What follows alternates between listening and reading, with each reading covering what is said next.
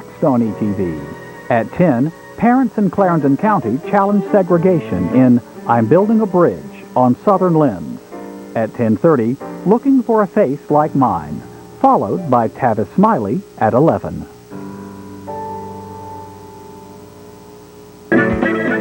Next time on Southern Lens.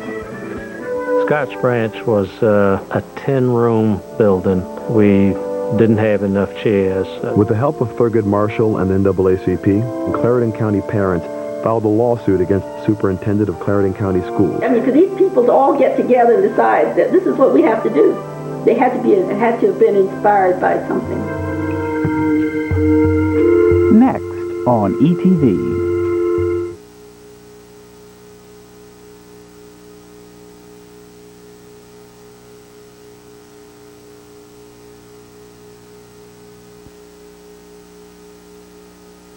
Broadcast of this program on ETV is made possible in part by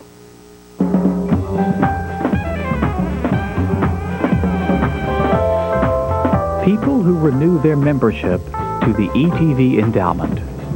Renew your membership today.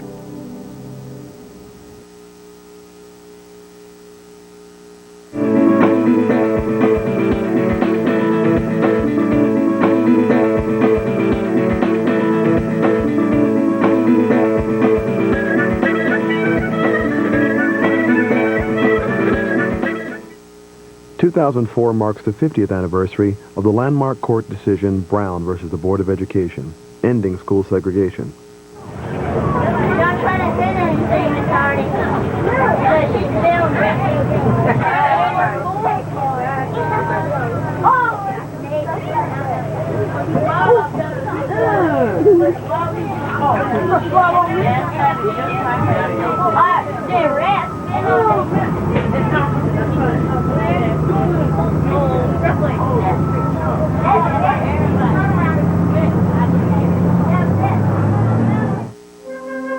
Desegregation as we know it was in fact born in Clarendon County, South Carolina. Well, we came down to visit with the folks from South Carolina because they were the pioneers of what eventually turned out to be Brown versus Board of Education. And we in Prince Edward County and the other 4 sites sort of piggybacked off of what Briggs started down here in South Carolina. In 1954, Reverend J. Delane, Levi Pearson, Harry Briggs, R.M. Eliot, and Judge J.W. Waring's lives miraculously intersected and changed the course of this country forever. There are countless heroes in the struggle for human rights, but each journey begins with a single step. Things that Daddy always quoted, the bridge builder, which says that an old man going at eventide came to a chasm deep and wide. And when he had crossed and gotten safely on the other side, he stopped and built a bridge to span the tide. And another man came by and said to him, "Oh man, why are you building this bridge? You will never again pass this way." So the old man turned and said to the person, "I know that's true, but behind me is coming a young man who doesn't know how to build a bridge, and he needs some help. And I am building the bridge for him, my friend." My father's attitude was, God gave you a brain. Think for yourself. Prepare yourself. That's how our way is made. Reverend J. Delane was a school teacher and a minister of several churches. Inspired by the NAACP, Reverend Delane convinced Levi Pearson to sign a petition to obtain a single school bus for African American children in Clarendon County, South Carolina. Their main concern was for their children to be able to have buses to ride. That was their main concern. I remember my grandfather telling me that he would walk to school and the kids from the white school, they would hang out the bus, you niggers, and spit at them and stuff like that, throw things. I mean, they would even take eggs on the bus so they could throw them at the black kids that were walking alongside the road. When they passed you on the bus, they would either spit at you, call you the N-word, or something silly like that. The N-word. Is The it hard N-word. to say that word? Yeah, I don't use that word. I refuse to say it, so I don't use it. Scotch Branch was a 10-room frame building. We had homemade tables. We didn't have enough chairs, so we used boards to run from one chair to the other. You would get used oil from a service station and mop the floors to control dust. We had wood or coal burning heaters in each room. We had absolutely nothing. So that the teachers at that time had to be very creative. And we had some good teachers. And that's probably the reason that we were able to survive all of that and still go on and accomplish something. I mean, for these people to all get together and decide that this is what we have to do. It had to have been something going on there. It really had to. It had to have been inspired by something. And I think it was looking at our faces, probably. Looking at their kids walking 10 miles to school, rain, shine, sleet or snow, whatever, getting to school, and then maybe having to build a fire in order to become warm for the day, and then having to take that walk back home afterwards. Can you imagine what those parents had to feel like watching this happen to their children day in, day out, year in and year out? And the number of them who were probably dropping out of school because they just couldn't do this anymore. And those are the kinds of things that make you cringe and you really want to cry because you knew it had to have been hard. With the help of Thurgood Marshall and the NAACP, Delane, Seals, Briggs, and Clarendon County parents filed a lawsuit against R.M. Elliott, superintendent of Clarendon County Schools. That lawsuit was Briggs versus Elliott. The chief defendant was my grandfather, Roderick Miles Elliott, Sr. Down here when the case occurred, it was 10-to-1 black-white. I think third highest black-white ratio in the country. That made a difference. In fact, Thurgood Marshall said, admitted that and said, this place will never integrate. It just won't. It's the last place that probably should have been chosen, but it was because of the courage of the plaintiffs that it occurred here, that it started here. It was not just an accident of geography. It was more than that. Briggs, Delane, Pearson, Brown, Annie Gibson, all these people, Richburg, they've got a very rich and glorious history. They ought not do anything but that which accentuates this rich history. Harry Briggs of the Briggs versus Elliott petition, what he and the other families that signed that petition, what they did for this country, I think that particularly the white community does not understand the importance of that. The children today, regardless of where they come from, are a little bit disconnected with things that happened 50 years ago. That's certainly not of primary importance in their day-to-day lives. And I think by embracing this case, by recognizing the significance of it, that the blacks are going to feel better about the whites, and the whites are going to feel better about the blacks. Because, again, they did us a huge favor.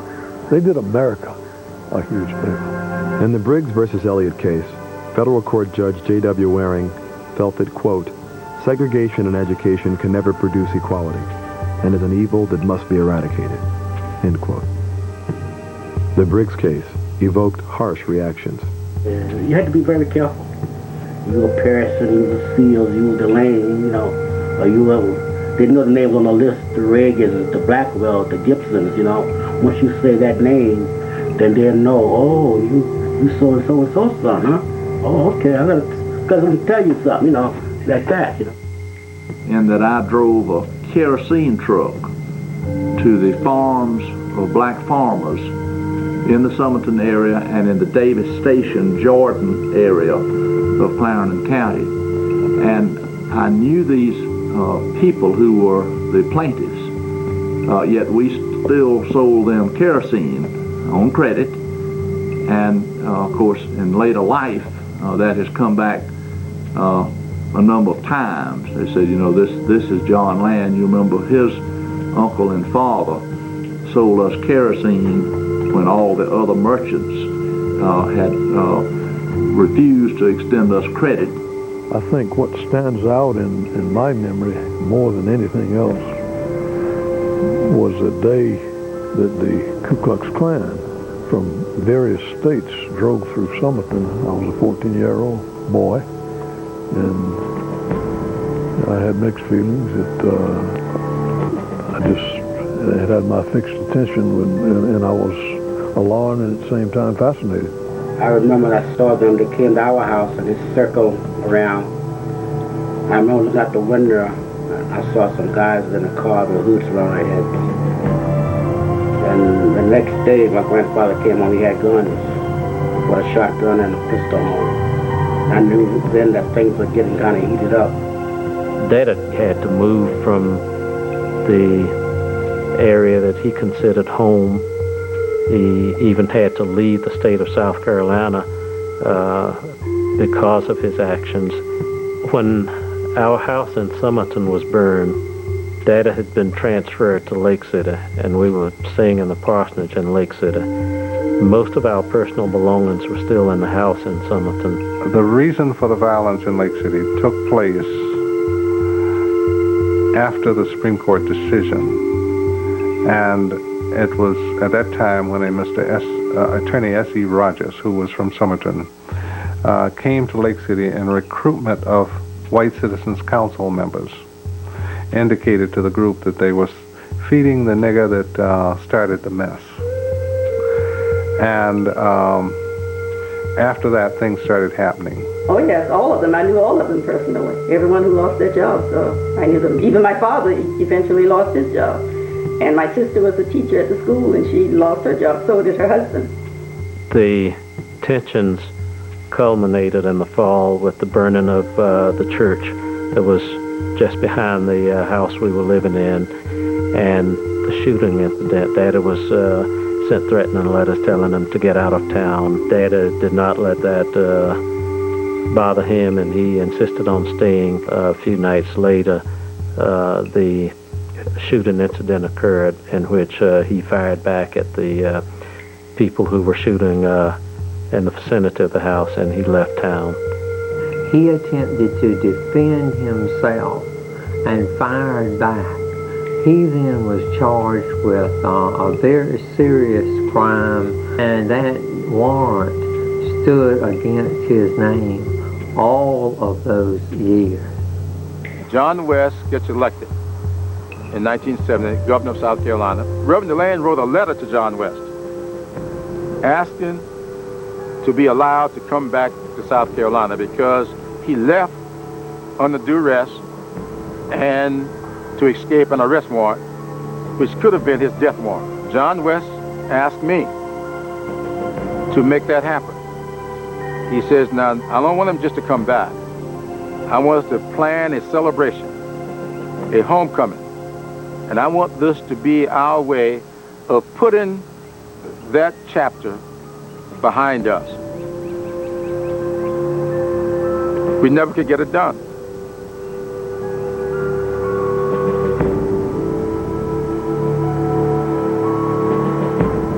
We could not get it done because one guy was still living who refused to allow us to quash that arrest warrant. So DeLane ended up dying in Charlotte, North Carolina. On his deathbed, he asked that his body not to be returned to South Carolina because if he couldn't live out his days here, he would not be buried here. That was tough for me. These petitioners persevered from 1947 to 1954 and beyond. So to me, they demonstrated incomparable courage, incomparable bravery. And I think that needs to be understood. It needs to register with people. And we certainly should celebrate it. It is entertainment for the white folks. That's what it is. I know what happened. I don't need to celebrate the 50th anniversary. But the white folks, every now and then, they need to dredge this thing up so they can feel good about themselves. And they'll get together a bunch of black folk who don't mind making the white folks feel good. And they'll come and they will, a long time ago, you know, white folks used to beat us up and hang us and all this stuff. And then at the end of the day, they called us up to the big house and they told us to sing and dance for them. Now, we just watched our relatives lynched and all this stuff, and we sing and dance for them. Zippity-doo-dah, zippity-yay, my, oh my, what a wonderful day.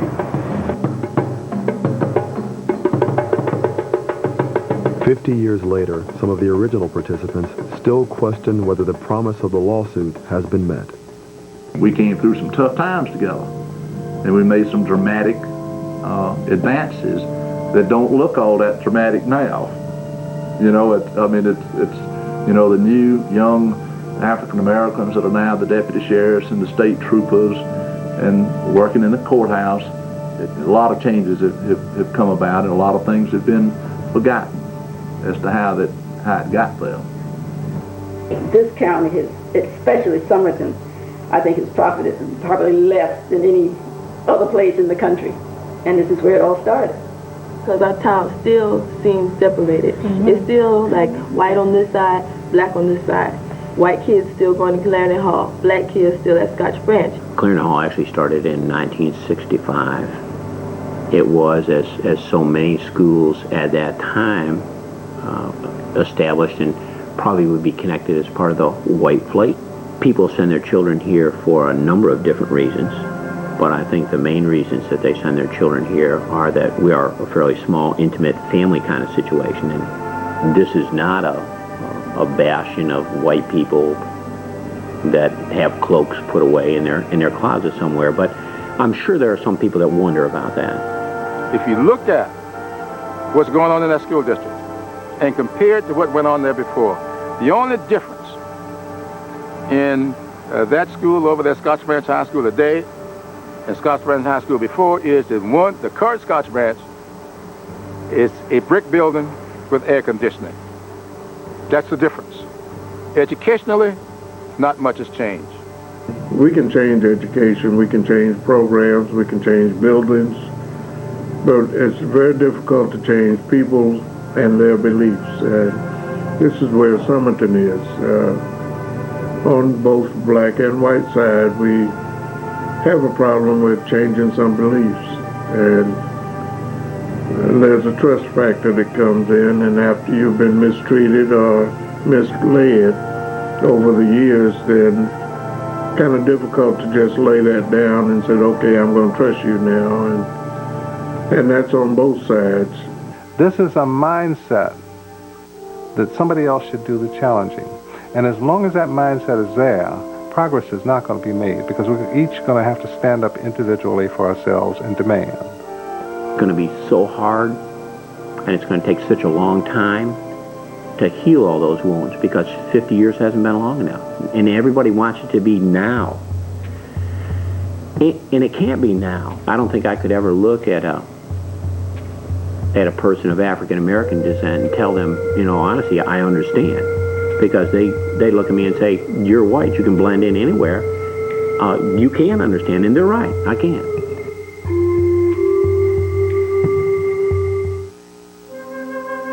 They learn a lot from each other about the cultures and the mores and values and all of this, and they have to live and work together in the community, and so I feel like it's better for them to go to school together and share things together. For a long, long time, I think the school system itself was deficient for various and sundry reasons. That's being reversed now. In fact, they're making some major strides. Somerton hasn't changed. The school system hasn't changed. This is the same. Nobody cares. It's not helping it. You know, that's just like going out and bad-mouthing your home. You know, that's not going to help it. Come in and help it. We've got the same goals for Somerton, you know. We know where it was, and we know where we want it to be, you know. And we have to do that together. If we don't do it together, it's not going to happen. Economically, there is a big division. I think there's more of a reaching out from both sides of the community like never before. Well, we hope to do some things to make the schools better, with the parent-teachers organization and that sort of thing. We need to begin to raise some awareness in the level of need among parents to support the school. I see improvement. I see things, blacks and whites, trying to do something. The education I think the school is getting, the giving is a decent education. A lot of the kids rather be out on the street playing and hanging out with their friends, and that's why they're not getting what they need to get. Hopefully, I can make a difference with a few of those lives, but if they don't want it, then I really can't give it to them anyway. The program is called HYPE, Helping Young People Excel. It's a federally funded grant that what it's used for is to try to target at-risk youth. We set up programs, reading programs. We have tutors coming in. We take field trips. We have activities, planned activities. But you really need that. There's some encyclopedias in this box right here. You can look up encyclopedias first. We just bond with the kids, and we just try to make a difference in their everyday life. Is this supposed to be a token that tells me that everything is all right between us because you put this monument behind me here costing $7 million? I don't think so. It's a nice thing to do. But what you should do now is to find another $7 million in scholarships for the children of the children who were abused 50 years ago. This monument is good to look at. You can't take it to Walmart and buy anything with it. You can't take it to the University of South Carolina and get a scholarship. You need some tangible evidence that you are sorry for what you did and you want some forgiveness. And until you do that, you got guys like me who ain't gonna forgive you.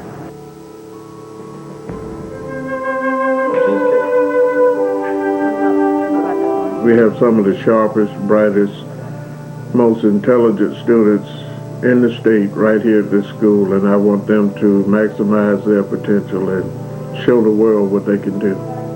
We need to teach a lot of tolerance. And I think when you go out of your way to find out how different people are, that's a real growing experience. And I don't find the children that I deal with any different, no matter what background they come from. They're all kids, and they're all great. This has made all of us better people. This has made our country better. The case is incidental to Somerton. It's fundamental to the promise of American life. It's fundamental to democracy. It made us be what we said we were, a place where all people would be treated equally. We're actually, living some history right now. Exactly. It's basically just like a big stepping stone for the future. It is our duty to aim high and do well in school because it hasn't been given to us. We have to fight for it. So when you fight for something, you're not going to let someone just take it away. You're going to put it to use. Personally, inside, I still feel torn because of the simple fact that these people have fought so hard to try to get us to be equal, try to get buses for us to ride, try to get a better education for not just the black folks, but the black and the white people. It was supposed to be more of a togetherness, but it still seems separate, and I still feel bad about that. I mean, you can try to be the best that you want to be, but it will always be that black thing over your head. You're still black. You're never going to be anything. That always will reign in my head.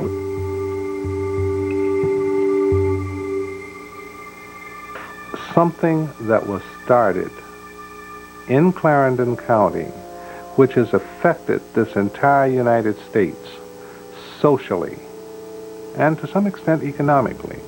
But they could see and they had a vision about what it could be like in the future. And not just for their children, but for the community as a whole. And they turned the nation's educational system upside down with this decision. People a lot of times say, well, it was just the integration of the schools. The integration of the schools was a very small part of the big picture. The big picture was the integration of society as a whole. I just thought they had such a grip on this that it would never come to that, but I was hoping that someday I'd come back and be able to walk through the front door someplace, and it did happen. And this is what the whole struggle is all about. And I realize that now, that this wasn't more about segregating the schools and all that. It's about civil rights and being able to, freedoms involved too. So this thing had a snowball effect on everything. Every time I pull up to a parking facility and it has handicap parking stickers, and When I walk in the bank and I'm treated the same as a male in the same circumstances, I can thank Mr. Harry Briggs. You had an impetus added to the movement of women's rights. You've had your equal pay situations. None of that would have come about. And again, we have a rich heritage in Clarendon County, but I don't think anything could enrich it any more than knowing that this is the birthplace of civil rights. They did so much for us. They did so much to give us the fair education that we received. To kids in other areas, they may feel the same way. Maybe someone did something in their community, as the J.A. Lane and others did in our community. Kids in our community should do as well as everyone else. They should fight hard, get the best education that they can. They should just put that weight, if it's a weight, they should put that weight on their shoulders. They should aim high. They should, set a high goal saying, I'm going to get the best education that I can. I'm going to make something myself for what my ancestors did. They made it all possible. I think Dad had a very clear grasp of what he did. My senior year in high school, I drove a school bus, and he was walking from town one day, and I stopped and picked him up. And as far as I know, that's the only ride he ever got on a school bus in South Carolina. But we were 3 blocks from home, and in those 3 blocks were more thrilling than a kid's first ride on a roller coaster. He walked up and down the aisle, and he bounced, and he sat on about every seat in that bus between there and the time he got off at the house.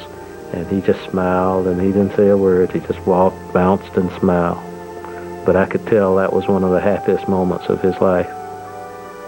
When Daddy walked on the bus in Lake City and looked around and smiled, I am sure he thought to himself, I have built a bridge for someone else. So in every day, we ought to be trying to build a more perfect union. That's what Elijah and Harry Briggs were all about. That's what J.A. Delane was all about. That's what Levi Pearson was all about.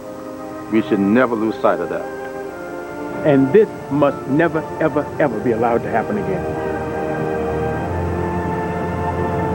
You just tell that last part, tell that story, and I'll be satisfied. It must never happen again. 2004 marks the 50th anniversary of the landmark court decision Brown versus the Board of Education, ending school segregation.